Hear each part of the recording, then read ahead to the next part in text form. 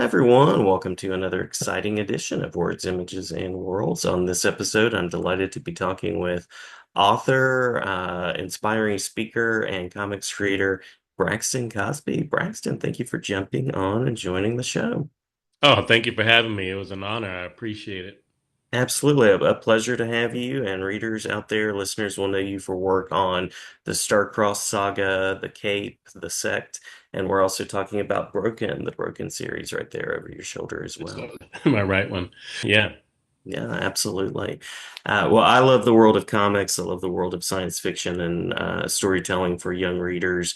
And so these are all, I think, connections that we share. And I'm curious about what's inspired you as a storyteller and a comics creator. Well, I would honestly say that I started off I liked story. But as a, kid growing up in the 80s and 90s, I really was a movie buff. So I looked at all the movies when the Marvel stuff finally came around in the 2000s. This was like a dream come true because I finally was able to see. I remember looking at Spider-Man on the electric company, Hmm. just to Hmm. kind of date myself. And then that was the live action Spider-Man we all got teased with. So when he started coming out with the movies, it was like, oh, this is amazing. And then Marvel did a really great job with him in the Avengers. So that was cool. And so I've always liked science fiction. My first science fiction book that I fell in love with was Fahrenheit 451. Same, And same. then after that, I started getting into the Dune movies. I didn't read the books. The books were very big. That was intimidating for me back then. Yeah. But I did get into the movies, all the way from the old ones to the new ones. I remember even the Sci-Fi Channel had what they called a mini series of like 5 or 6 episodes of Dune. It was redone. It was beautiful. They did a great job with it. So I just like hardcore sci-fi. I didn't really understand a lot of what drew me to storytelling in the essence of science fiction. I think for me with science fiction, it felt like a blank slate. It felt like the focus was never really about race, ethnicity, gender, anything like that. It was just about story and how these characters always had to come together against some type of antagonist or something that was menacing. So it was always an overarching, more important focus to have rather than who was what individually. So I always appreciated that with science fiction. I always thought that science fiction was like the last best hope for storytelling because we didn't have to really deal with those issues. You basically had aliens, you had aliens and humans. It really didn't matter what color anybody was. None of that was important. So Mhm. I always had appreciation for science fiction, and fantasy was pretty much on the same level. So those types of things I just was always drawn to. I wanted to hear a good story.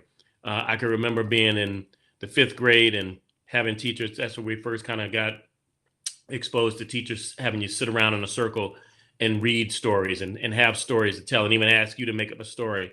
So all of that was just something that was in me.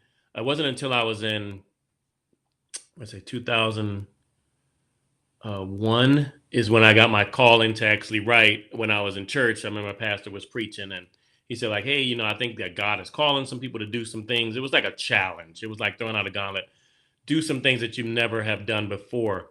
And at this time, I'd already graduated from college. I had a master's degree. Mhm. And I was like, well, and the pastor was like, but nobody's asking. So I was like, you know what would you have me do, God? Kind of a thing. Just threw it out there. And I Mhm. remember distinctly hearing write a book. And I'm like, I've never written a book before. I never even thought of doing that. So I was kind of just questioning what would I write on. And I remember hearing another word of like, from being a movie buff, how you would see a movie sometime, Jason, where you would say, man, it was good, but I wish they had done this, or I wish they had Mhm. kind of gone this way with it. And that voice in my head was saying, take all those things that you felt were missing from movies and put them in your story. So Yeah. that's what I did. And so all those great things that I was like, man, in this movie they did that. I'm gonna put it in mind. I figured out how to do that. I was a physical therapist, still am, and I wanted to make original science fiction with like original weapons. I don't want to have like the lasers and the lightsabers and all that stuff. So I started incorporating some of the technology that we use with electromagnetic wave forms and electrical stimulation, just all these things, diathermy. I use all of those to kind of make original technology, and I put that into Protostar. That was my first book that I ever wrote. uh, took on a daunting task of trying to make a trilogy out of the blocks. That was kind of crazy, but that was just a story I wanted to tell. And so after like 5 months of working on it, finding out what it took to publish a book and put together an outline and all of that, I had created a 90,000 word story, and I just had to figure out what to do with it next. So um, I asked around, called around, figured out the process of trying to get published, and I got picked up by a small press company down in Atlanta, where I am. Firefly Publishing gave me my first start. Got the book out. I remember just being so happy with how it looked when it came in my hand, and there was all that. And then, we just started to blast from then. And I can tell you that my personal challenge was every time I write a book, I wanted it to be my next favorite book. That was my challenge.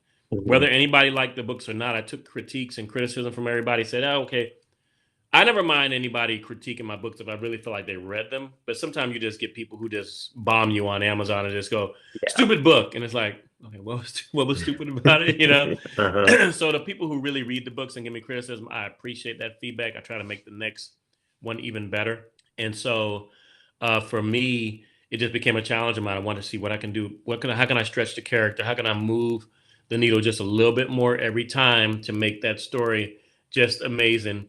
And thankfully, I can actually say that after book 20, which was Broken, I've actually hit the mark, and I've written my favorite book out of all the ones I've written. So um, the journey of storytelling was more than just novels. I ended up writing screenplays. I took a really great intensive with the professional pen. Want to plug her on Instagram, and we really just kind of she just opened me up to the art of storytelling and how to make those characters so precise, and how you really speak to the audience and get their attention. And then I ended up reading Save the Cat, and also the book of Story by Robert McKinney.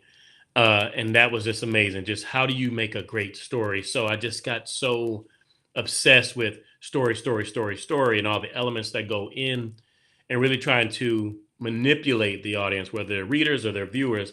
How do you make them have these emotional moments where they just keep reeling them in slowly, kind of bringing them Mhm. along? And that became my obsession with story. So now when I look at movies, my wife would tell you, I'll be sitting there going, "Oh man, that's the inciting incident," or "That's the midpoint Mhm. right now." I got to just call it out as I see it. So I no Yeah. longer see like just the movie; I see the scripts, and that's where I Yes. just kind of got obsessed with it. Take that same um, 3 act structure with me into everything I do. It's not just my screenplays, teleplays, or my novels. Now I actually put them into my comics too. So I'm just really intentional about making sure that that comic drives that reader forward with each page turn, each panel. There's no throwaway panels, there's no throwaway pages. It's all intentional and valuable stuff that's going to that just enriches the story and hopefully feeds that reader to say that they had a really um, special experience when they read one of my stories. Congratulations on 20 stories that are out there Yeah. in the world. I'm thinking about all the people that are saying, I'm going to finish that book one day. And you have 20 of those milestones behind you Thank now. you. And Yeah. yeah, and I also love what you said there about bringing your background as a physical therapist because Hmm. true science fiction has that element of true Absolutely. science. So it's very cool that you bring that. Yeah. Yeah. On the storyteller side, as somebody that's enjoyed comics and science fiction, what do those genres approaches, science fiction being the genre and comics being more the medium, what have they allowed you to do that you otherwise wouldn't have been able to tackle? I think with when you're a novelist, you can like kind of take your time. That Hmm. story can be as long as you want, short as you want. You can do a novella, you can do a novel. I mean, obviously, the greats out there that are like over 200,000 words and things like that. Um, but you can take your time as long as you finally get to the end point and you bring that reader on a journey. You get there. I think then it's important to feed their mind so that they can let their imagination run with what these characters may look like because you give them a couple of descriptors. Hmm. And then when you shift over to comics, though, now it's the opportunity for you to actually show them what these characters look like. So when being a CEO of Cosby Media Production, I ended up opening my own small press company back in 2014. with my wife, and we ended up publishing over 30 authors with 60 different titles in ebook, audiobooks, and paperbacks. When we got right around to COVID year, and we convention started drying up a little bit at that point, we were like, man, what can we do next? You know, and Mhm. that's when we said, hey, let's start getting into comics. So we partnered with a couple of artist teams to take our stories to the next level. We had already written the Cape, like you said, and then I had the other authors, the other five authors who had contributed our own individual superhero series to our world of fantasy, and we were like, let's add a comic book. What does it take to do that? And the teams got together, and the authors, we paired them off with certain teams to say, hey, tell your story here. And the first thing the author said was like, oh, we just redoing our books now. It's like, no. I said, we want to continue to move forward. So if Mhm. you've got three books in your novel series, this is book four in a comic, you know? Mhm. And so you think about something like my series, The Cape, Cape 1, Cape 2, then we have Cape Hellfire, which is the comic book. And then that moved forward to where we had our official crossover. Because I have, like I said, six authors. We had 19 different novels. And so we had our first official crossover in Infinity 7. That was like our Avengers Assemble. So we Nice. had Infinity 7. And that ended up being, for me, Arthur Kayo Champion and Keyshawn Dodds, that ended up being part of our own series, even though they were a crossover, right? Mhm. So if you think about Mhm. the Cape, book one, the Cape, book two, Overdrive, book three, the comic Hellfire, and then book four is Infinity One, Gods Among Men, and then Infinity Two is the War of Gods. That's a 5 book series. Same thing with Menzuo. He had, at the time, Keyshawn had 4 books. Then he had the comic, and then he had Infinity One and Two. You got a 7 book series there now. Same thing with Kyle, Majesties of Canaan One, Canaan Two, and then he had the comic, and then he's got two, books with Infinity series. So that ends up being a piece of your storytelling because your characters are in there. We all co-wrote those crossover novels. So we just continue to expand on what we did, and we were like, hey, I want people to see uh, Blur and Thief and Paladin from the Cape. This is how I see them. These are their uniforms. We design those costumes from the ground up, from the top of their heads to the bottom of their feet. All of that stuff is coming out of our imagination when it comes to those characters. We have our own type of material that we use. Where Marvel may have like the adamantium or the vibranium, we have oromite, and so Mhm. we just have our own thing going. We've built our superhero series into stages where Marvel may use phases for their MCU. We have the Cosby Media Production dedicated superhero universe, the CMPDSU, and we're out of stage 4 now with all those novels and comics, and officially I'm going to be bringing out um, Icon, which is part of the under the Cape umbrella, which is this new little young superhero, almost like Young Justice Mhm. Mhm. superhero series where Paladin is finally kind of being forced to pass that mantle on to some youngsters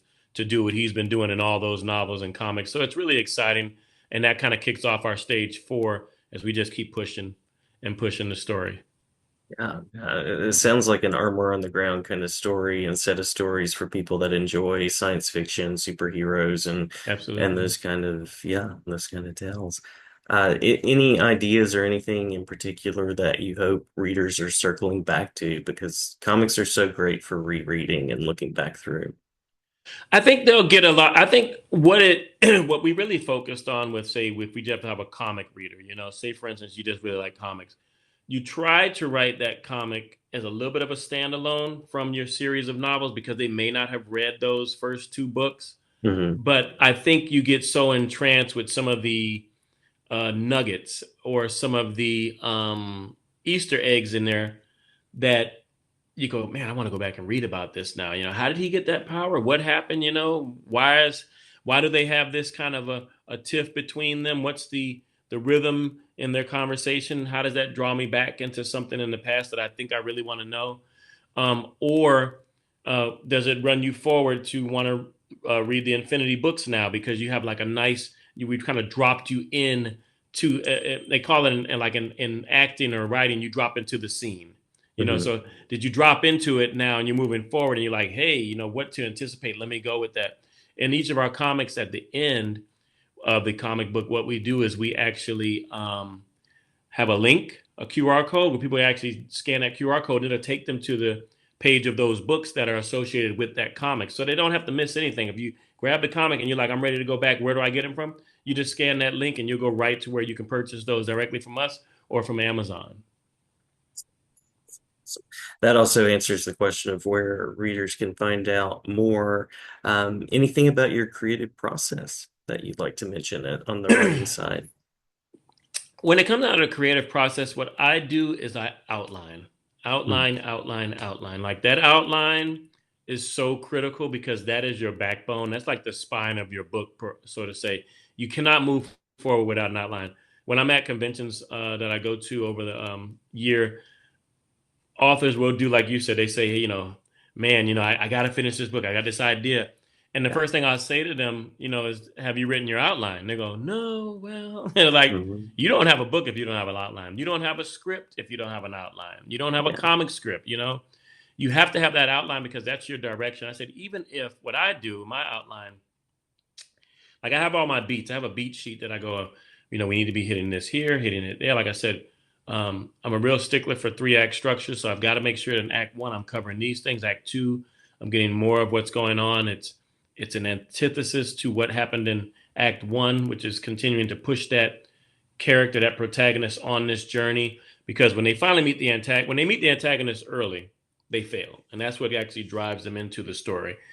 They have to go through this journey in Act Two to get ready for the final fight in Act Three. Hmm. And if I don't take that character on a journey to tug, pull, bend, but not break them to prepare them for the final fight, it's fake and it comes off false. Yeah. Star Wars wouldn't be Star Wars if Luke Skywalker just got up to Vader and killed him, at the end of part one. Great. He had to get to this point where he knew he could not defeat him. He had to get his hand cut off in The Empire Strikes Back, and he had to just become this Jedi who was just unstoppable. So when he finally fought Vader at the end, you knew Luke was holding back because he could have destroyed him at any time. Hmm. And so Hmm. I have to do that with my story and my character as I'm moving along. And so my process is that outline first, making sure I've gotten all the main things in. If it's about the chapters, if I'm writing a novel, then I tell people just put a little sentence down. In this chapter, what's going on? So and so is going to do X, Y, and Z. Kisa is going to try to escape the slave pod in the in Savannah. Hmm. That's it. So I've got to cover that. My characters will now tell the story of how this all goes on because I've got to have these interactions that she may have with the enforcers, with her fellow slave pod members, and all those things that go on in the jurisdiction of the world I created with Broken. And then I move on. So it may start off with that little outline that might be a 2 sentence blurb of what happens in that chapter, Hmm. but it explodes into an 18 page chapter, and then now you got it set. So that outline, but that outline is what's guiding me because I know that when I'm getting to certain parts in the story, I've got to hit these beats. I've got to make sure that that's in place because again, this is a formula Yeah. that started with the Odyssey way back in the day, and it's proven 3 act structure is tried and true. And if you do it the right way, people are enjoying the story and they don't even know why. Hmm. Hmm. Absolutely. But I love what you said there about having a beat sheet to kind of keep the rhythm of the story and make sure that it's Absolutely. flowing the way you want. Hmm. There's a music to it. Yeah, absolutely. Yeah. Well, for folks out there that want to check out Broken and support that series, as well as Starcross Saga, Cape, The Sect, any particular places just once more that you would want them to go and check things out?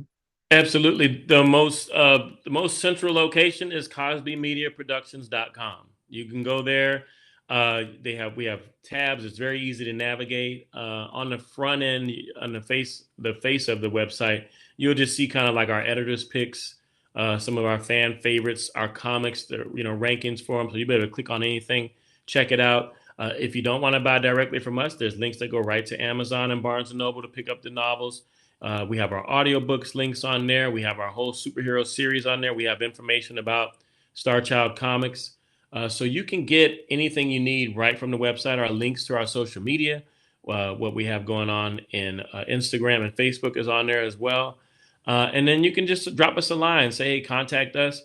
We have our talent on there, the folks that we work with who actually do our comic books for us. So you can check them out and see some of the great works that they have going on social media as well. So it's just a big sharing of talent. I think as creatives, it's always good to kind of sharpen each other up and help to encourage one another. So when I got into publishing, I didn't want to make this some kind of a money grab. I Hmm. wanted to make it a thing that, hey, I want to partner with authors. So what's your story? What's your goal? What are you trying to accomplish? I don't want you to just be a published author. I want you to be successful, and I want you to be able to tell the story that you feel is in your heart that's important. So we partner with our authors. We bring them along. We do it best we can to give them covers and formatting and editing that's industry standard so that when they put it out there, they feel like they put their best effort and best foot forward that people are going to see and enjoy their stories. So we do the same thing with our comic books.